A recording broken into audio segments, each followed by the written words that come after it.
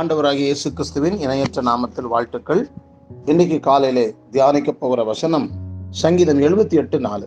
பின்வரும் சந்ததியான பிள்ளைகளுக்கு நாங்கள் அவைகளை மறைக்காமல் கர்த்தரின் துதிகளையும் அவருடைய பலத்தையும் அவர் செய்த அவருடைய அதிசயங்களையும் விவரிப்போம்.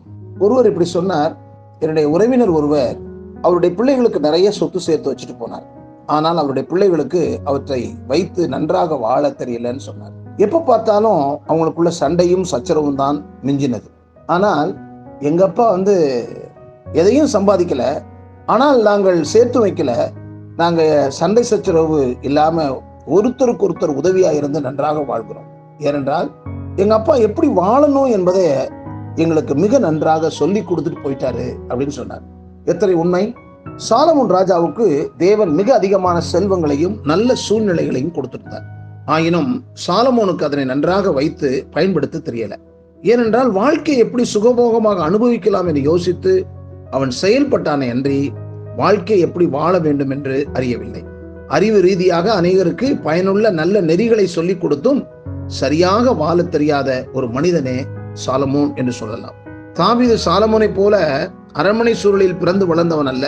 அதே வேளையில் தேவ உறவின் வாயிலாக வாழ்க்கை எப்படி வாழ வேண்டும் என்று அறிந்திருந்தான்.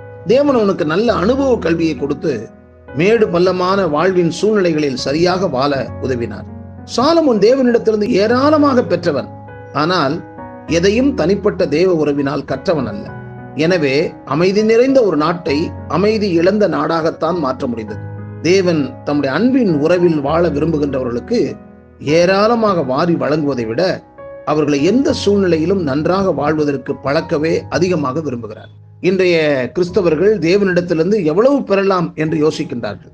ஆனால் தேவனோ நமக்கு எப்படி சரியாக வாழ்வது என்பது தொடர்பான உயர்ந்த ரக கல்வியை கொடுக்கவே அதிக ஆர்வமாயிருக்கிறார். உண்மையற்ற 1000 நண்பர்களை சம்பாதிப்பதை விட உண்மையுள்ள ஒரு சிலருக்கு நண்பனாவதே மேன்மை என்ற உண்மையை நீங்கள் விளங்கிக் கொள்ளுங்கள்.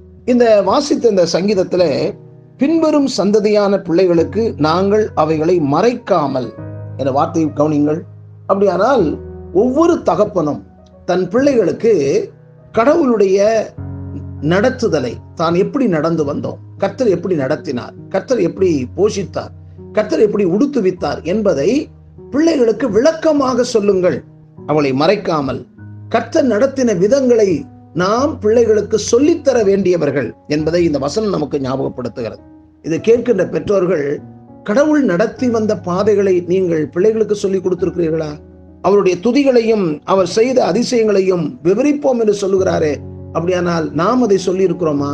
இந்த கால வேளையில் பெற்றோர்கள் தங்களுடைய பிள்ளைகளுக்கு நீங்கள் நடந்து வந்த பாதைகளை சொல்லிக் கொடுங்கள்.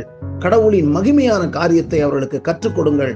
அவர்களும் இந்த பாதையில கடந்து வந்து தேவனுடைய மகத்துவத்தை வெளிப்படுத்தக்கூடியவர்களாக கர்த்தர் அவர்களை மாற்றட்டும். கர்த்தருடைய நடத்துதலை புரியட்டும். கர்த்தருடைய சத்தத்தை கேட்கட்டும். கர்த்தருடைய சித்தம் அறிந்து செயல்படக்கூடியவர்களாக. உங்களுடைய வாழ்க்கையில் தோல்விகள் வந்தபோது எதனால் தோல்விகள் ஏற்பட்டது என்பதை பிள்ளைகளுக்கு விவரித்து காட்டுங்கள். வெற்றி அடையும் போது எப்படி இந்த வெற்றி அடைந்தது என்பதை சொல்லித்தாங்கள். அதுதான் நன்றி உள்ள உணர்வு. அவர்களும் மறக்காமல் அதை பின்பற்றி நேர்மையாய் வாழ்வதற்கு ஆண்டவர் உதவி செய்வார். நிச்சயமாகவே நீங்கள் ஆசீர்வதிக்கப்படுவீர்கள். கர்த்தர் இந்த நாளுக்கு வேண்டிய கிருபைகளையும் பலனையும் தந்து வழிநடத்துவாராக. ஆமென்.